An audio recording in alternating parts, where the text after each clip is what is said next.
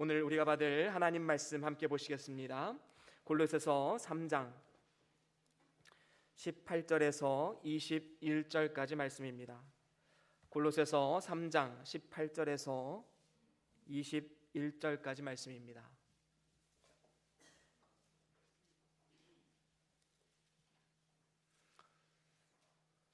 다 찾으셨으면 우리 다 같이 한 목소리로 함께 읽겠습니다. 시작. 아내들아 남편에게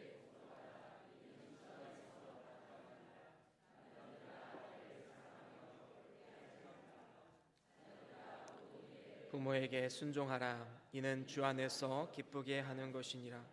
아비들아 너희 자녀를 경록해 말지니 낙심할까 함이라. 아멘. 아멘. 5월은 우리가 소위 말해서 가정의 달이라고 합니다. 어린이날이 있고요. 그리고 5월 8일은 어버이날입니다.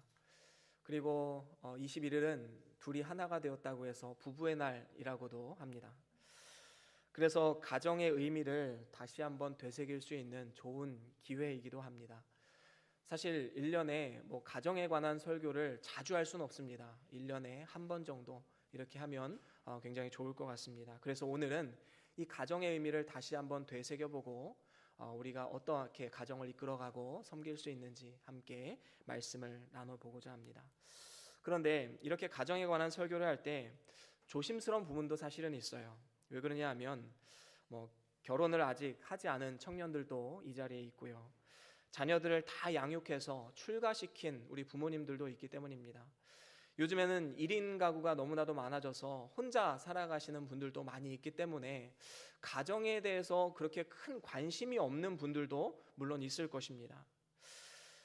하지만 우리는 그렇게 생각해서는 안 됩니다. 우리는 가정의 의미를 되새김을 통해서 결혼하지 않은 우리 청년들은 앞으로 결혼해서 어떠한 가정을 이룰 것인지 믿음의 눈을 들어서 우리가 함께 꿈을 꾸며 나아가야 되는 것이고요. 이미 자녀들을 출가시킨 부모님들 같은 경우에는 다음 세대를 위해서 함께 기도하고 또 도울 수 있는, 그래서 우리 자녀 세대를 위해서 이러한 기도 제목을 놓고 기도할 수 있는 그런 기도의 동역자로 우리는 쓰임받아야 되는 것입니다. 그래서 오늘 말씀을 통해서 우리 모두가 가정이 가지는 성경적인 의미를 되새기고 하나님이 기뻐하시는 가정과 교회가 될 수 있는 그러한 우리 모두의 삶이 될 수 있기를 주의 이름으로 간절히 소원합니다. 그렇다면 가정이란 무엇일까? 여러분, 가정하면 어떠한 생각이 먼저 드십니까? 가정은 하나님이 제정하신 가장 기초적인 기관입니다. 공동체 단위이지요. 그래서 하나님이 정하신 거룩한 제도이고 축복과 행복을 누릴 수 있는 가장 기본적인 단위입니다. 이렇게 하나님께서 제정하신 가정, 바로 그 가정 안에서 하나님은 우리에게 복을 주시길 원하시고 행복을 느끼길 원하시는 것입니다. 그래서 만약에 가정이 행복하지 못하면 교회가 행복하지 못하고, 교회가 행복하지 못하면 사회가 행복하지 못하고, 사회가 행복하지 못하면 그 나라 전체가 행복하지 못한 결과로 흘러가게 되는 것입니다. 국가도 발전하기 힘든 것이지요. 가정이 기본이기 때문에 기본이 흔들려 버리면 모두가 다 흔들려 버릴 수밖에 없는 것입니다. 사단도 이 사실을 너무나도 잘 알고 있습니다. 그래서 가정을 흔들게 되면 모든 것이 무너진다라는 것을 알고 있기 때문에 사단의 1차적 목표는 물론 한 사람을 무너뜨리는 것이지만 그 사람을 통해서 가정을 와해시키는 이러한 계략을 가지고 사단은 우리를 공격한다라는 것입니다. 우리가 이러한 사단의 공격에 곧바로 대응하지 못하는 이유가 무엇일까요? 그것은 나 자신에 대한 무지 때문입니다. 사단은 우리를 너무나도 잘 알고 있지요. 적을 알고 나를 알면 백전백승인데 사단은 우리에 대해서 너무 잘 알고 있습니다. 그런데 우리는 적을 잘 몰라요. 그렇기 때문에 우리는 날마다 패할 수밖에 없는 것입니다. 사단은 우리의 연약함을 잘 알고 있습니다. 우리는 하나뿐인 인생이기 때문에 경험이 부족하지요. 가정 안에서 내가 해야 할 일과 다른 사람들과 어떠한 관계를 맺어 가야 되는지 잘 알지 못하기 때문에 사단의 공격에 여지없이 넘어갈 수밖에 없는 것입니다. 생각해 보십시오. 결혼한 분들은 서로 사랑하면 그것이 되는 줄로 알고 결혼을 하게 됩니다. 서로에 대해서 모르고 내가 남편으로서, 내가 아내로서 어떠한 의무와 사명을 감당해야 되는지 전혀 생각도 한번 해보지 않고 그저 사랑하니까 사랑의 이름으로 그냥 결혼을 하고 이제 같이 살아가게 됩니다.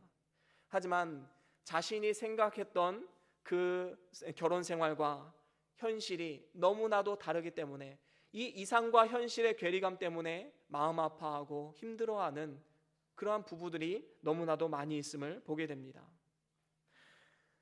자녀가 있으신 분들 한번 생각해 보십시오. 자녀를 낳기 전에 아버지로서, 어머니로서 내가 이런 아버지가 되어야겠다, 내가 이런 어머니가 되어야겠다라는 그런 마음의 결심과 기도함을 통해서 자녀를 출산하신 분들은 아마 별로 없으실 것입니다. 그저 부부가 서로 사랑을 해서 살아가다 보니까 자연스럽게 아이가 생기고, 아이가 생기다 보니까 자연스럽게 이제 부모라는 타이틀이 생기게 된 것입니다. 아무 준비 없이 이러한 타이틀이 생기다 보니까 어떤 일이 생기게 됩니까? 전혀 준비가 없어서 자녀를 어떻게 키워야 될지 막막하기만 한 것입니다. 상황에 따라서 잘 대처하지 못해서 지나고 나서 그때 참 이렇게 했으면 참 좋았겠다라는 후회가 남기도 합니다. 하지만 그것을 깨달았을 때는 이미 많이 늦은 경우가 있습니다. 그렇다면 오늘의 질문은 이것입니다. 어떻게 하면 이러한 나 자신에 대한 무지와 이로 인해서 생기는 여러 가지 갈등들, 사단의 공격들을 잘 극복하고 정말로 하나님이 원하시는 행복한 가정을 세워갈 수 있을까? 이 질문에 대한 답을 오늘 성경 말씀이 우리에게 들려주고 있습니다. 오늘 말씀을 한 줄로 요약하면 이와 같습니다. 우리 같이 한번 선포할까요? 함께 읽겠습니다. 시작. 주 안에서 사랑하라. 그렇습니다. 너무 간단한 문장이지요. 그리고 누구나 다 아는 문장입니다. 뻔한 단어들의 조합입니다. 하지만 이 문장 안에 진리가 담겨 있습니다. 오늘의 키워드는 두 가지입니다. 주 안에서, 그리고 사랑이라는 단어입니다.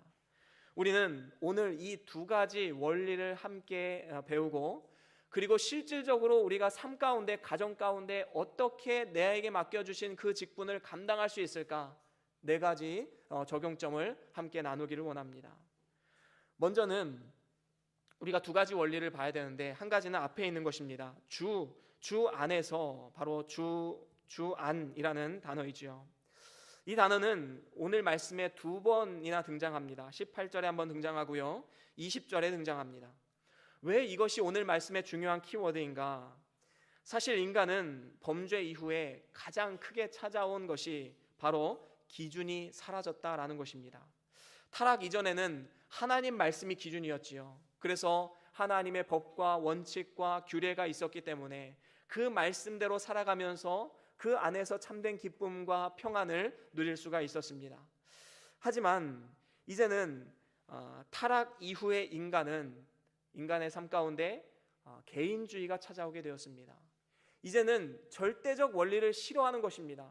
그거는 고리타분한 것이고 내가 생각하는 것이 진리야, 내가 곧 법이야, 내 생각이 맞아 라는 이러한 개인주의가 팽배하게 된 것입니다. 그래서 내 생각과 내 의견과 내 경험과 맞지 않으면 서로 충돌하고 다투게 되는 것이지요. 이렇게 너와 내가 다르다는 것에서 얼마나 많은 갈등이 생기는지 모릅니다. 이것은 비단 가정 안에서만 그런 것이 아니라 교회 생활, 아니면 직장 생활, 사업장에서, 일터에서 모든 관계 가운데 너와 나는 다르다는 것에서 너무나도 많은 문제들이 일어나게 됨을 우리는 볼 수 있습니다. 하지만 성경은 뭐라고 말씀합니까?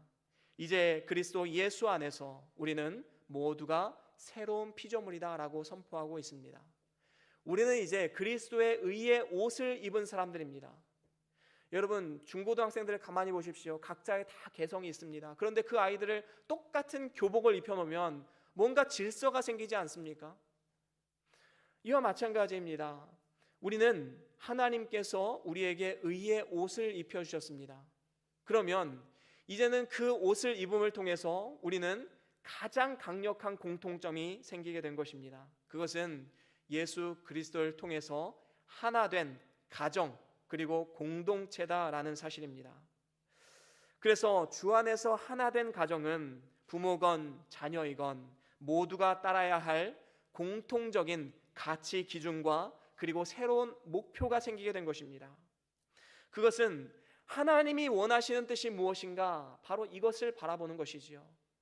이전에는 상대방을 바라보면서 내가 원하는 것을 해줘 라고 부탁했다면, 이제는 상대방을 바라보면서 우리 하나님의 뜻을 같이 이루어보자. 하나님이라면 어떻게 하셨을까?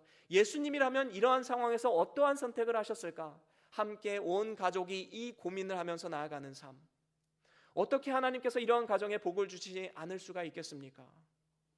그렇습니다. 만약에 제가 아까 가정하면 떠오르는 것이 무엇입니까? 라고 물어봤을 때 여러분들의 머릿속에 만약에 무질서, 그리고 싸움, 다툼, 이런 것들이 먼저 떠올렸다면 우리는 이제는 가정 안에서 새로운 관계를 정립해 나아가야 하는 것입니다.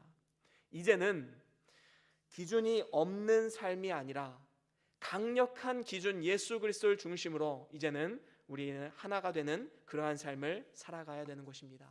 이제는 같은 곳을 바라보고 같은 목표를 가지고 온 가족이 함께 나아가는 것, 이를 통해서 질서가 잡히게 되고 교회 안에서도 질서가 잡히게 되는 것입니다. 진정한 주님 안에서 하나가 되는 삶, 바로 하나님이 우리에게 원하시는 삶의 원리인 것입니다. 그런가 하면 또 한 가지는 사랑이라는 단어이지요. 우리는 여기서 이 사랑이라는 단어를 잘 이해해야 합니다. 사실 우리는 사랑이라는 이름으로 얼마나 많은 사람들에게 상처를 주는지 모릅니다. 자녀를 사랑하지 않는 부모는 아마도 단 한 사람도 없을 것입니다. 그런데 아이러니하게도 부모에게 상처를 받았다는 아이들이 의외로 굉장히 많이 있습니다. 부모는 사랑이란 이름으로 다가갔는데 자녀들의 입장에서는 상처라는 이름으로 다가옵니다. 왜 이러한 괴리감이 생기는 것일까요? 자녀를 나의 소유물 정도로 생각함을 통해서 자녀에게 상처를 주는 많은 부모들이 있다는 것을 우리는 분명히 알아야 됩니다. 부부간에도 마찬가지이지요. 처음에는 죽을 것 같이 사랑해서 결혼했는데 지금은 죽을 것 같이 미워지는 이유가 무엇일까요? 그 사랑이 조건적인 사랑이었기 때문입니다. 물론 남녀가 서로 이제 처음 만나서 눈이 뿅 가서 이제 불타는 사랑을 해서 이제 결혼을 하게 되는 경우가 많이 있습니다. 그때는 조건을 보지 않을 수가 없지요. 뭔가 하나 마음에 들었기 때문에 결혼을 하는 것입니다. 어떤 사람은 외모가 마음에 들어서, 어떤 사람은 그 성품이 너무 착해서 마음에 들어서, 어떤 사람은 뭐 재력이 있어서, 뭔가 하나는 마음에 들어서 결혼을 하게 된 것이지요. 그런데 중요한 것은 무엇입니까? 우리가 조건을 보고 결혼하면 그 조건은 언젠가는 바뀔 수가 있다라는 것이지요. 외모를 보고 결혼했다면 뭐 10년, 20년도 채 지나지 않아서 그 외모는 망가져 버릴 거예요. 머리는 빠지고 배는 나오고. 재력을 보았셨습니까? 그 재력도 미래에 어떻게 될지 모르는 거예요. 사실 인간의 삶은 모르는 겁니다.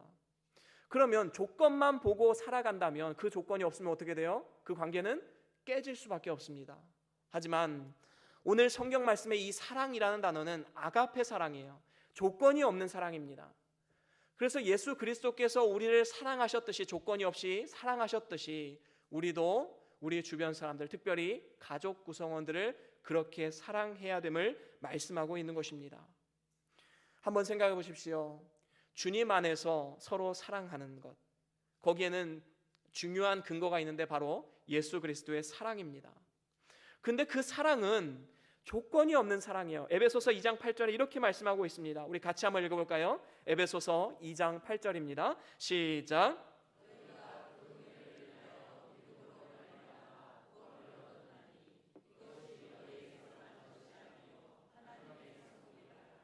네, 그렇습니다. 여기서 보면 믿음으로 말미암아 구원을 얻었나니 이것이 우리에게서 난 것이 아니라 뭐라고요?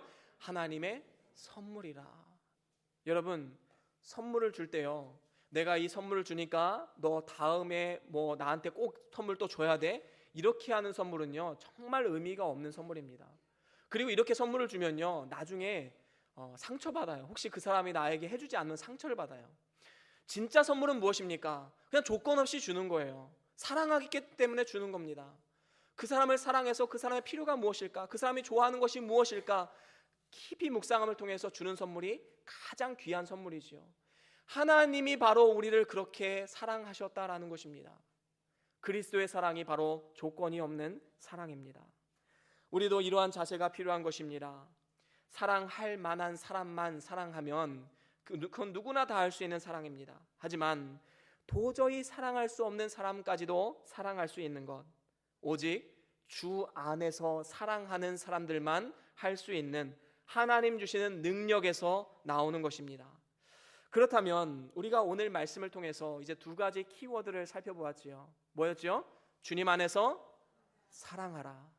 이 두 가지를 그러면 우리의 삶 가운데 내가 가지고 있는 직분을 통해서 어떻게 삶 가운데 영향력을 나타낼 수 있을까? 네 가지로 오늘 성경 말씀에 말씀하고 있음을 볼 수 있습니다. 첫 번째는 먼저 아내에게 권면하고 있지요. 우리 같이 18절 우리 함께 읽어보겠습니다. 시작. 복종하라. 이는 주 안에서 마땅하니라. 아멘. 그렇습니다. 여기서 이제 주 안에서 우리가 사랑하기 위한 권면으로서 첫 번째로 아내에게 지금 권면하고 있습니다. 그런데 이 말씀을 딱 들었을 때 남편에게 복종해야 된다. 뭐 말로는 알죠. 그런데 은근히 이제 여성들 마음속에 불만이 싹 듭니다. 그래도 내가 왜 복종해야 되는데, 이러한 마음이 있게 되는 것이지요. 그래서 오히려 세상은 뭐라고 말합니까? 남자들이 여자 말을 잘 들어야 그 가정이 행복하다, 그렇게 말하는 사람들도 많이 있습니다. 뭐 요즘에 잘 나가는 소통 전문가들, 그리고 뭐 관계 전문가들, 이러한 사람들도 남자가 요즘에는 여자 말 잘 들어야 된다, 이렇게 말하는 경우가 있습니다. 그래서 뭐 우스갯소리 이런 말도 있죠. 남자들은 새 여자의 말을 잘 들어야 행복하다고. 뭐죠? 아내와 엄마와 내비게이션 아가씨 목소리를 잘 들어야 성공한다고 말하지요. 그 정도로 요즘에는 문화가 바뀌어서요, 이제 남자가 여자 말을 잘 들어야 행복하다고 말하는 사람들이 굉장히 많이 있습니다. 그런데 성경은 뭐라고 말씀하고 있습니까? 아내들이여 남편에게 복종하라라고 말씀하고 있음을 우리는 볼 수 있습니다. 이것이 바로 성경적인 원리이지요. 이것은 하나님의 창조의 원리를 말하는 것입니다. 창조 질서상 여자가 남자에게서 나왔지요. 또한 여자가 남자를 위해서 지음을 받았다, 돕는 배필로 지음을 받았다라고 하나님께서 말씀하셨기 때문에 여자가 남자의 보호를 받고 순종하는 것이 하나님이 만드신 가정의 질서다라는 것입니다. 아내들은 정말로 남편을 사랑한다면 그 사랑의 언어가 뭘로 나타나야 되냐 하면 남편에 대한 순종으로 나타나야 되는 것입니다. 에베소서 5장 22절에도 이렇게 말씀하고 있지요. 우리 같이 한번 읽어보겠습니다. 시작. 아내들이여 자기 남편에게, 23절 시작. 이는 남편이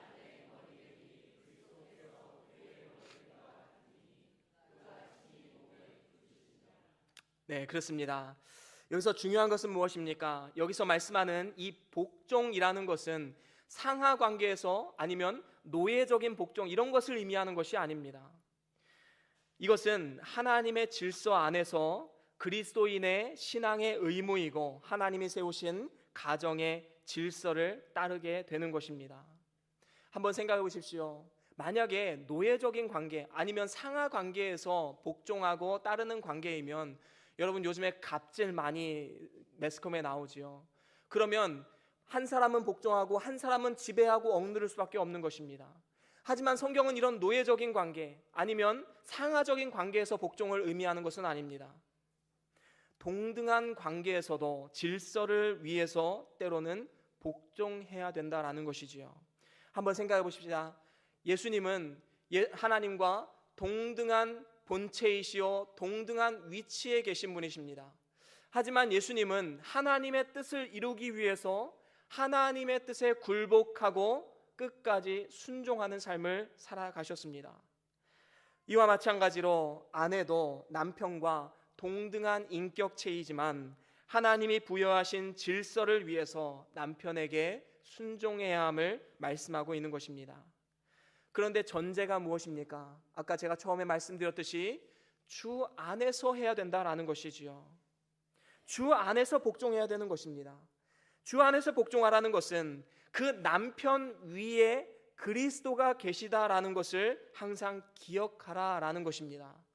고린도전서 11장 3절에 이렇게 말씀합니다. 우리 같이 한번 읽어보겠습니다. 시작. 그러나 나는 너희가 알기를 원하노니 각 남자의 머리는 그리스도요 여자의 머리는 남자요. 그렇습니다. 여기서 보면 남자의 머리가 누구예요? 그리스도이십니다. 그리고 여자의 머리는 남자고 그리스도의 머리는 하나님이세요. 바로 이것이 질서입니다. 질서. 그 질서 안에서 서로가 서로를 순종하면서 살아가는 것, 바로 그것이 진정한 행복을 누리는 길이기도 한 것입니다. 그렇습니다. 그렇기 때문에 만약에 남편이 그리스도를 머리로 하지 않는다면 사실적으로는 여자의 머리가 될 자격은 없습니다. 하지만 그럼에도 불구하고 예수 안 믿는 남편을 무시하라는 것이 아니라 그럼에도 불구하고 남편에게 순종하는 것이 아내에게 복이 되는 것입니다. 이것은 성경이 말하는 진리이고 보편타당한 진리이기 때문입니다. 그런데 한 가지 전제가 있지요. 주 안에서 하라. 그러면 만약에 이 남편의 명령이나 남편의 생각이 어떤 하나님의 말씀과 위배된다, 상충이 된다, 그러면 뭘 따라야겠습니까? 그 남편의 머리에 있는 누구를 따라야 돼요? 그리스도를 따라야 된다라는 것이지요. 우리는 이 원리를 분명히 알아야 됩니다. 그래서 진리나 어떤 신앙에 관련된 모든 것들 외에는 모든 것은 다 남편에게 순종하고 복종하는 것이 우리에게는 너무나도 중요한 것입니다. 이를 통해서 우리는 남편을 또한 구원할 수 있는 계기가 되는 것입니다. 베드로전서 3장 1절에 이렇게 말씀합니다. 우리 같이 읽어보겠습니다. 시작. 아내된 자들아 이와 같이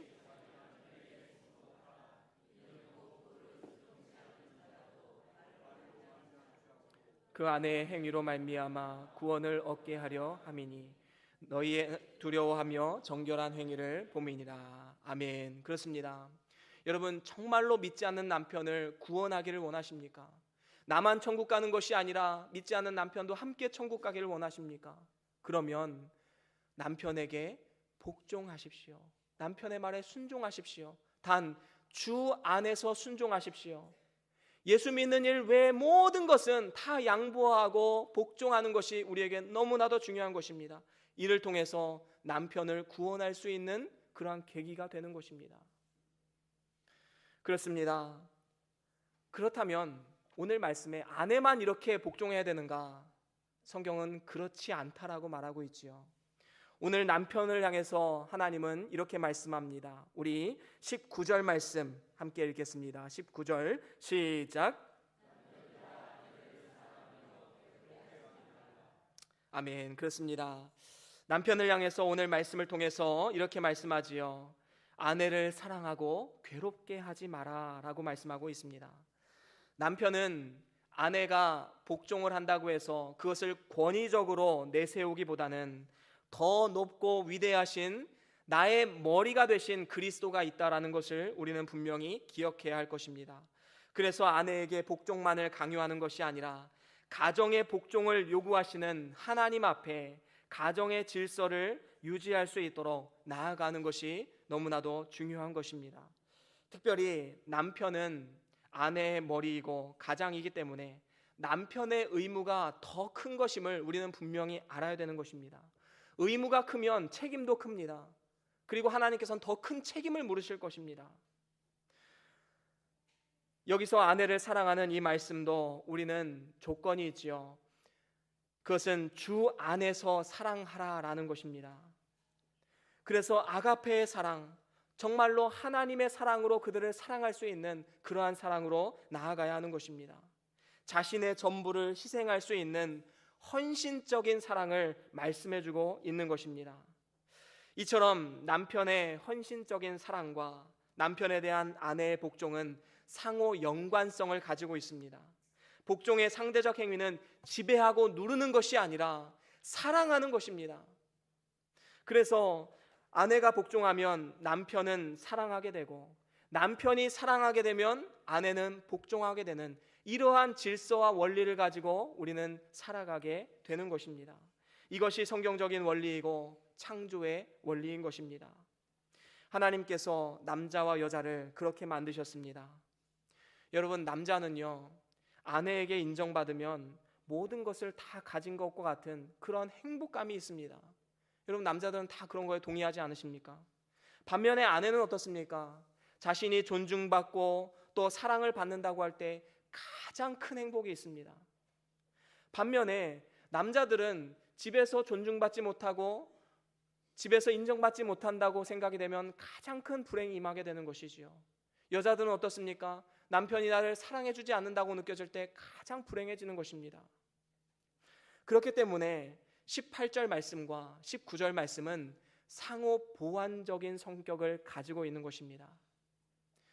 남편은 그리스도의 사랑으로 아내를 헌신적으로 사랑하고, 아내는 그에 대한 보답으로 남편의 말에 순종하면서 함께 하나님 나라의 공동체를 이루어가는 것, 바로 이것이 하나님이 원하시는 부부의 관계다라는 것입니다. 특별히 에베소서에서는 남편이 아내를 사랑하는 모습을 그리스도께서 교회를 사랑해 주듯이 하라고 말씀하고 있습니다. 우리 에베소서 5장 25절 함께 읽겠습니다. 시작. 남편들아, 아내 사랑하기를 그리스도께서 교회를 사랑하시고 위하여 자신을 주심같이 하고. 그렇습니다. 아내를 사랑하는 데 있어서 그리스도가 교회를 사랑하듯이, 그리스도께서 교회를 어떻게 사랑하셨습니까? 자기의 목숨을 내어주기까지 사랑하셨습니다. 헌신적인 사랑이지요. 또한 28절에 이렇게 말씀합니다. 함께 읽겠습니다. 시작. 이와 같이 남편들도 자기 아내 사랑하기를 제 몸같이 할지니 자기 아내를 사랑하는 자는 자기를 사랑하는 것이라. 아멘. 그렇습니다. 아담이 잠든 사이에 하나님께서 아담의 갈비뼈를 취해서 하와를 지으셨을 때에 아담이 뭐라고 했습니까? 이는 내 뼈 중에 뼈요 내 살 중에 살이라 라는 고백을 했습니다. 이 말은 무슨 말이냐 하면 너는 나다라는 거예요. 나와 너는 같은 사람이다 라는 것이죠. 부부의 하나됨을 말하는 것입니다. 그래서 이 5장 28절에 말씀하듯이 자기 아내를 사랑하는 자는 자기를 사랑하는 것이다. 그래서 부부가 결혼을 해서 한 몸이 돼서 이제 부부를 사랑하는 것은, 아내를 사랑하는 것은 다시 말하면 뭐예요? 자기를 사랑하는 것과 같은 것이다 라고 성경은 말씀하고 있는 것입니다. 그렇습니다. 우리는 나 자신을 사랑하듯이 내 아내, 더 나아가서 우리 주변 사람들을 사랑하는 그러한 삶을 살아가야 하는 것입니다. 특별히 이렇게 사랑을 하면서 오늘 말씀 19절 마지막에 보면 아내를 괴롭게 하지 말라라고 말씀하고 있습니다. 여러분, 아내들이 왜 괴로워할까요? 어떤 때 괴로워할까요? 남편들의 무시, 폭언, 폭력, 억압, 이런 것들로 인해서 괴로워하지 않습니까? 베드로전서 3장 7절에도 이렇게 말씀합니다. 우리 같이 한번 읽어보겠습니다. 시작. 남편 된 자들아, 이와 같이 더 연약한 그릇이요 또 생명의 은혜를 유업으로 함께 받을 자로 알아. 귀히 여기라. 이는 너희 기도가 막히지 아니하게 하려 함이라. 아멘. 그렇습니다. 남편에게 권면하지요. 지식을 따라 너희 아내와 동거하고 저는 더 연약한 그릇임을 알아야 된다라고 말씀하고 있는 것입니다. 우리 여자들은 정말로 연약한 존재이지요. 연약한 그릇이기 때문에 남자들이 보호해주고 책임져야 할 대상인 것입니다. 그리고 이러한 일을 통해서 남자들이 하나님 앞에 나아갈 때 기도가 막히지 않는, 다시 말하면 하나님 앞에 담대하게 나아갈 수 있는 그러한 근거가 되게 된다라는 것입니다. 그렇습니다. 오늘 말씀을 통해서 우리는 분명히 알아야 됩니다. 남편은 아내를 헌신적으로 그리스도가 교회를 사랑하듯이 자기 목숨을 내어주듯이 열렬하게 사랑을 해야 되고, 아내 입장에서는 그 사랑에 보답하는 마음으로 남편에게 순종하고 따라가는 것이 바로 성경적인 원리인 것입니다.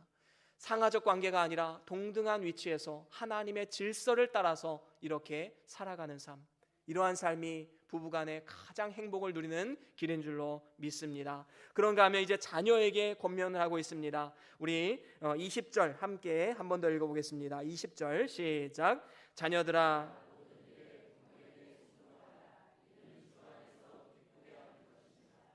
그렇습니다. 여기서 보면 자녀들아 모든 일에 부모에게 순종하라, 이것이 주 안에서 기쁨이 되는 것이다 라고 말씀하고 있지요. 부모는 자녀들보다 많은 경험과 사랑으로 교훈을 합니다. 그렇기 때문에 자녀들은 주 안에서 순종하는 것이 마땅한 것입니다. 이것은 권위에 대한 순종을 의미하는 것입니다. 그래서 가정 안에서 부모에 대한 순종은 궁극적인 권위이신 하나님께 순종하는 것과 똑같은 의미로 받아들여지게 되는 것입니다. 여러분, 정말로 부모님께 순종하면 누가 기뻐하실까요? 우리의 하나님이 기뻐하십니다. 왜냐하면 하나님께서 우리 부모들에게 이러한 직분을 주셨기 때문입니다. 권한을 대행해 주신 것이지요.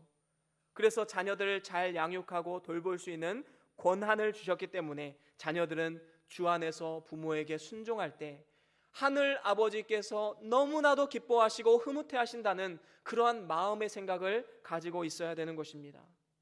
에베소서에도 이렇게 말씀하지요. 우리 함께 읽겠습니다. 6장 1절 시작. 자녀들아, 그렇습니다. 부모를 순종하는 것, 주 안에서 순종하는 것이 하나님이 기뻐하시는 길이고 하나님 보시기에 옳은 길인 것입니다. 하지만 우리는 여기서도 중요한 전제가 있음을 알아야 됩니다. 그 전제는 아까도 말씀드렸듯이 주 안에서 하라라는 것입니다. 물론 부모 공경은 단순히 그리스도인들에게 뿐만 아니라 모든 인류와 모든 세대에 걸쳐서 보편타당한 보편적인 진리인 것입니다. 그래서 실제로 예수님을 믿지 않는 사람들도 부모에게 잘하면 장수하고 하는 일들이 잘 됨을 우리가 볼 수 있습니다. 이것은 하나님의 창조의 원리이기 때문입니다. 하지만 우리는 한 단계 더 나아가서 우리가 부모에게 순종함을 통해서 우리의 하나님이 기뻐하신다. 바로 이것은 우리가 한 단계 더 하나님 앞에 순종하는 길인 것입니다. 그렇습니다. 오늘 말씀을 통해서 우리가 정말로 부모에게 순종해야 될 이유를 깨닫게 됩니다.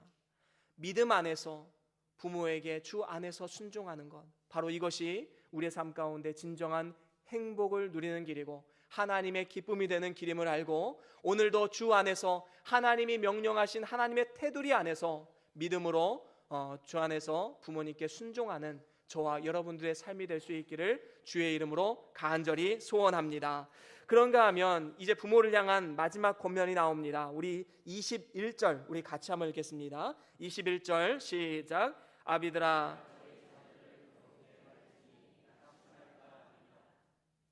그렇습니다. 여기서 보면 이제 부모를 향해서 권면하고 있지요. 뭐라고 말씀합니까? 자녀를 향해서 경록해 하지 말라라고 말씀하고 있습니다. 여러분, 자녀들이 막 경노할 때가 언제입니까? 정말로 조금만 건드리면 막 짜증내고 막 화가 나고 분노가 치밀어 오는 이런 자녀들의 모습을 언제 볼 수가 있는 것입니까? 우리가 가만히 생각해 보면 부모가 자녀들의 인격을 무시하거나 지나치게 간섭하고 억압할 때가 아닐까 생각을 하게 됩니다. 그렇게 되면 자녀들은 용기를 잃어버리지요. 더 나아가서 소극적인 사람이 될 뿐만 아니라 믿음까지도 잃어버릴 수 있는 그런 계기가 되는 것입니다. 그렇기 때문에 우리 부모들의 입장에서는 자녀의 인격을 무시해서는 안 되고 또한 명령적으로 이야기를 하는 것이 아니라 의논을 해야 되고 그리고 자녀들을 이해할 수 있어야 되는 것입니다. 그래서 잘못했다고 늘 꾸짖기만 하는 것이 아니라 잘한 일은 칭찬하고 격려해서 자녀들이 낙심하지 않도록 그렇게 우리는 해야 된다라는 것이지요. 이를 위해서 우리는 이 iMessage라는 이 방법을 사용을 해야 됩니다. uMessage는 뭐죠? 너 이렇게 해라는 명령조의 말이죠. 그래서 자녀들이 뭐 공부하지 않고 있어서 야, 너 공부 좀 해라 이렇게 말하는 것이 uMessage입니다. 그럼 iMessage는 뭘까요? 이것은 나의 감정을 설명을 하는 겁니다. 그래서 예를 들면 아이가 공부하지 않고 이제 TV를 계속해서 하루 종일 보고 있으면, 얘야, 아빠 마음에는 네가 공부할 때 너무나도 즐겁단다. 아빠는 네가 공부하는 모습이 너무나도 좋아. 이렇게 얘기해 주는 게 아이 메시지이죠. 이것은 설득하는 겁니다. 그리고 내 감정을 이야기해 주는 거예요. 부부간에도 마찬가지입니다. 여보, 나는 당신 이렇게 해줄 때 너무너무 행복해, 너무 좋아, 이런 표현들 많이 하십시오. 당신 이렇게 해 말어, 이렇게. 저도 저희 아내가 가끔 문자로 올 때 이거 사와 주세요, 뭐라고 표현하죠? 사와요 이렇게 얘기하면은 괜히 하기 싫어요. 그런데 사와 주세요 이렇게 말하거나, 아니면 사오면 참 좋을 것 같아요 이런 식으로 얘기하면 저도 막 기분 좋아서 그 사다 주거든요. 마찬가지예요. 우리는 I 메시지를 사용해야 됩니다. 그래서 상대방의 명령조로 얘기하는 것이 아니라 나의 감정을 솔직하게 얘기해 주는 것, 바로 이것이 I 메시지의 기본입니다. 그래서 우리 자녀들을 대할 때 바로 이렇게 격려하고 위로해 주는 것, 너무나도 중요한 것이지요. 때로는 자녀를 키우다 보면 칭찬에 너무 인색할 때가 있어요. 저도 그렇습니다. 점점 잘못한 것만 눈에 보여서 잘못한 것만 나무랄 때가 있지요. 왜 그럴까요? 잘하는 것은 당연하다고 생각하기 때문입니다. 여러분, 잘하는 게 당연한 것일까요? 오늘도 이 아이들이 교회 나온 것 당연한 것일까요? 아니에요. 정말로 잘한 일입니다. 칭찬해 줘야 될 일입니다. 부모님께 존댓말 쓰고 부모님 말씀 순종하는 거, 여러분들 입장에서 당연한 것일까요? 나는 부모고 너는 자녀니까 당연히 순종해야지, 이거 아니에요. 하나님 안에서 순종하는 겁니다. 그러면 잘했다고 칭찬해 줘야 되는 것이지요. 우리는 분명히 알아야 됩니다. 우리는 이 레이더를 높이 올려야 돼요. 그리고 자녀들의 삶을 유심히 관찰해야 됩니다. 그래서 칭찬할 일이 생기면 우리는 그 타이밍을 놓쳐서는 안 돼요. 반드시 칭찬을 해줘야 됩니다. 격려해줘야 됩니다. 이를 통해서 자녀들은 더욱더 믿음으로 성장할 수 있게 되는 것입니다. 그러면 이렇게 항상 칭찬만 해줘야 되는가? 성경은 그렇게 말하고 있지 않습니다. 적절한 훈계도 분명히 필요한 것입니다. 아까 저와 여러분들이 함께 성경을 교독했지요. 잠언 13장 말씀을 교독을 했는데 마지막에 24절에 보면 이런 말씀이 있습니다. 자녀에게 초달하지 않는 자는 자녀를 미워하는 자다라고 말씀하고 있습니다. 여러분, 이 초달이라는 단어는 이 매를 드는 거예요. 그러면 성경적인 의미에서는 자녀들이 잘못했을 때에는 때로는 매도 들어야 된다라는 것이지요. 만약에 매를 들지 않는 부모는 어떤 부모냐? 자녀를 미워하는 부모다. 그저 사랑으로 감싸주기만 하고 잘못했음에도 불구하고 잘했어 칭찬만 해주면 안 된다라는 것이죠. 잘한 일에 대해서는 분명히 칭찬해줘야 되겠지만 잘못한 일에 대해서는 분명한 훈계가 있어야 된다라는 것입니다. 자녀들이 부모를 향해서 격노할 때가 언제입니까? 같은 행동을 했을 때 부모의 기분이 좋을 때는 웃으면서 받아주죠. 괜찮아 뭐 그럴 수도 있지 뭐. 그런데 부모의 기분이 나쁘면 어때요? 똑같은 행동을 했는데 그때는 막 매 들고, 매 어디 있어, 매 가져와 막 하면서 막 꾸짖고 때리고 막 이러죠. 자녀 입장에서는 헷갈리는 거예요. 이 행동이 좋은 행동인가 나쁜 행동인가. 어쩔 때는 엄마가 나를 때리고 어쩔 때는 잘했다 칭찬하고, 헷갈리는 겁니다. 그럼 나중에 어떻게 됩니까? 왜 그러냐면서 이제 부모를 향해서 격노하게 되는 것이지요. 우리는 이를 위해서 가정 안에서 정확한 규칙을 한번 만들어 보는 것도 좋습니다. 자녀들 양육하시면서 이러한 경우에는 반드시 너는 이렇게 혼나고 넘어가야 된다, 이런 규칙들. 저희 가정에는 저희 아이들은 분명히 알고 있어요. 자매 간에 싸우거나 인사 안 하고 성경 말씀 안 해오는 거는 반드시 혼납니다. 그걸 알고 있기 때문에 애들은 자연스럽게 싸우면은 지들이 알아서 혼날 준비하고 와요.